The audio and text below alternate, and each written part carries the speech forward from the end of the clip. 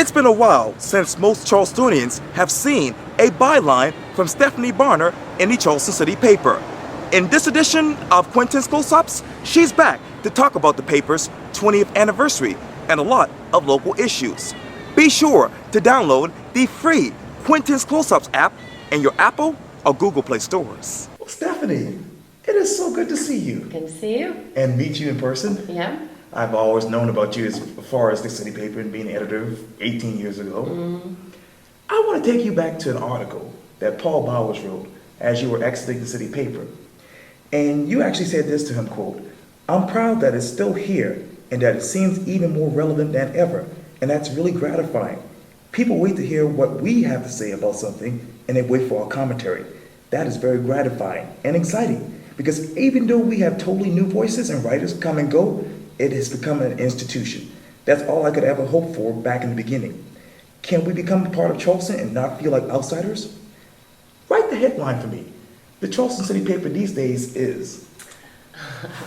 It's so tough to say. The Charleston City Paper these days is, 20 years old and an essential voice, I think. As a matter of fact, you said something, very compelling in that particular article to Paul. You said this quote, "We work for New Charleston. We felt like Charleston was in a new position where it was changing. And the Post and Courier was for the old blue bloods. And people would name check their editor. Like, they could catch her at a cocktail circuit and get her to do what they needed her to do. And we were just not going to be a part of that.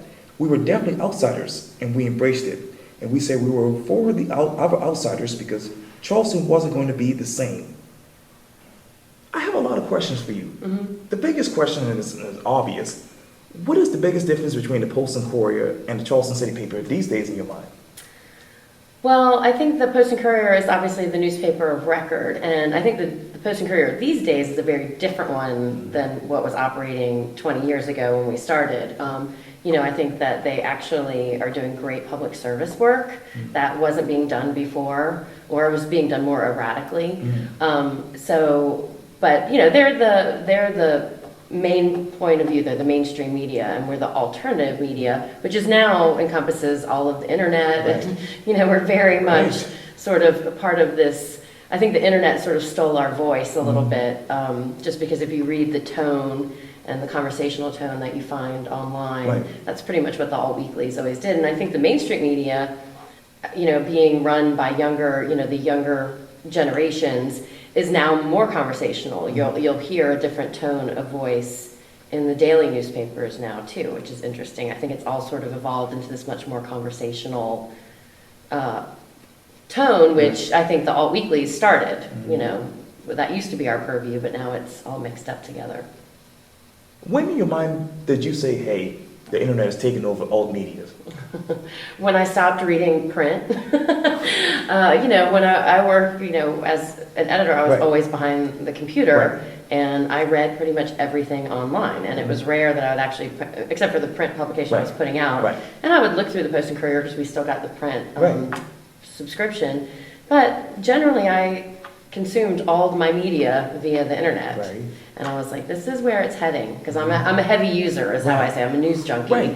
So for me, as a heavy user, I knew that's where it was going. I felt like I was a good indication.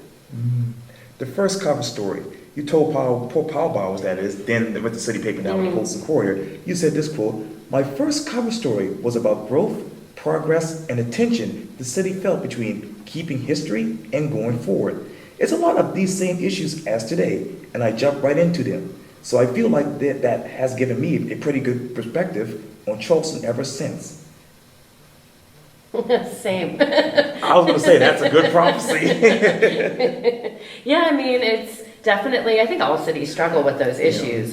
But right now, I think with Mayor Riley having left, and you have a new administration that's sort of, a little bit behind catching up, trying to, tech, I think, is trying to understand the machinations of city government, and every time we turn around we've got more growth, and it's different now too, because it used to be we had local developers, and Mayor Riley already had relationships with these local developers, and they wanted their town that they lived in with their families to be better, right? So they were willing to cut deals and offer waterfront access and affordable housing and those sorts of things. Well, now if you have a conglomerate out of Charlotte that is worldwide and they're just looking at the bottom line, if it's going to cost them money to put in waterfront access, they're probably not going to do it. They're not going to care as much as a local developer would. So I think it's even much more intense now. It's just, and it's, of course, because we're losing, there's nowhere else to go, really. So. And that's what a lot of people are saying, absolutely. Speaking of which, describe to me the following one word, Catherine Templeton. You want me to describe her? I mean, I was really excited in the beginning when I thought about, I do want more women to run and be in politics and be in positions of power. Because I think if you saw what happened with the healthcare thing, it was 2 Republican senators who stopped that and really stood by principle. So I think that women are good leaders. And I had high hopes, but the pandering to the Confederate stuff is just, there's no place for that. The 526 lawsuit.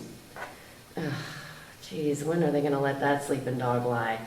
I think that there is development money to be made when 526 I think it's a follow the money thing. Mm-hmm. Who's going to benefit the most from that? It's going to be the developers and the politicians who are making it happen, because a lot of those guys are in that real estate world too. So I think that is a profit motive. The Charleston County School Board pay raise vote and later repeal. I do think that they probably should make more than $25 a meeting.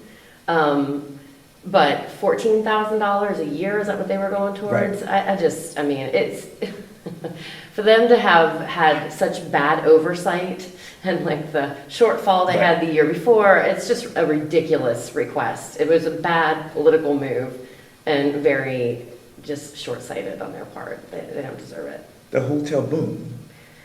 The hotel boom is outrageous, because I think you've got Airbnb on one side, which is so up in my neighborhood in the Wagner Terrace and stuff, people are doing it illegally, the short-term rentals.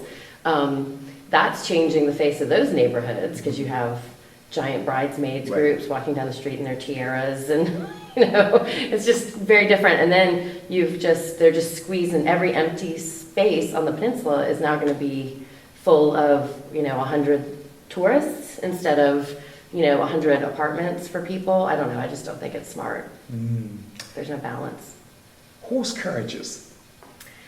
I don't know, now when I see a horse coming towards me, I'm scared that they're gonna bolt and come at me. Like, I never felt that way before, but I feel like with the congestion, you can't grow the city as much as it is and expect the horses to not get spooked. It's like the congestion for me as just a driver is stressful and frustrating. So I can't imagine how it is for a horse. There's just too many people on the streets to have the horses, I think, anymore. I think time has come. Growth in Mount Pleasant. Mount Pleasant is such a weird place. I think they made that weird thing where they just kept going out and out because they had more and more land that was cheaper and cheaper, and it's really eroded the character of that town. And that horrible parking deck on Shem Creek. Sure. What were they thinking? It's so sad.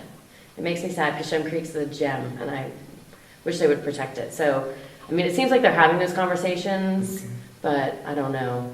I'm not that plugged into Mount P. I know you're still plugged into the Charleston City Paper. Yeah. And obviously you have Kinsey Giddick as the new editor-in-chief. Yeah. When you think of her, what sticks out to you? I think her ability to rise to the occasion. I think that she was I think she knew inside that she could do it, but she was like, oh my God, I don't know that she wasn't expecting it to come so soon. I think, but I told her that was one of the reasons why I recruited her when I knew I was leaving, because I knew that she could. Like, Chris Hare needed a strong number 2, like I needed a strong number 2. It makes doing that job so much easier, and it's like, if you're a strong number 2, that means you can be the number 1. And I knew she always could, even back when she was my intern 12 years ago. Yes. Yeah, she was always very smart and wicked funny. Yes, indeed. She's awesome. And obviously, Chris here is now up in the upstate. Yes. I still follow him on Twitter. Yes. He's still got the same, he might be reined in a little bit. Yes, but I noticed that. He's still, Chris. Chris, yeah. Okay, tell me this. When you look at the Charleston City Paper from now to maybe 10 years from now, what do you hope they will accomplish? What do you hope they will publish in your mind? You mean as far as stories or... Gosh, I really feel like the race conversation needs to continue. I feel like it started finally where we're, as a culture, identifying these long-seated issues, and especially down here in the South. And, we've got these Confederate flag people running amok. So I feel like that needs to be pushed and pushed and pushed. And I mean, I really hope that we can, because I'm still an owner. Yes.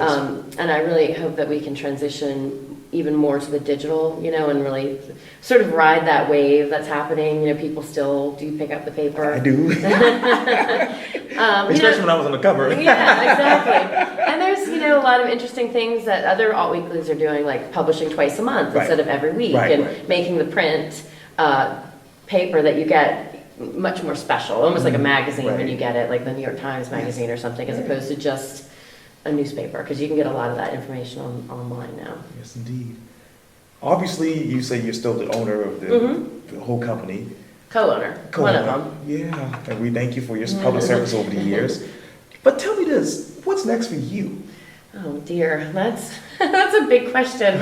I feel like everybody is in transition right now. I've been talking to so many people, and I don't know if it's because of the election, I don't know if our entire culture is in transition, but I am pursuing creative nonfiction as, I'm looking into maybe getting an MFA, possibly teaching. That's exciting. Yeah, so I feel like I tried to do PR and marketing for a while, and it was all right, but I feel like I'm a writer at heart, and I've got stories to tell, and I think because I've been a journalist for so long, it needs to be nonfiction realm, so that's where I'm going. Wow, that's amazing. Yeah. Well, Stephanie Barna, thank you so much for your time. I really, really appreciate this. Thank you. Thanks for having me. Anytime.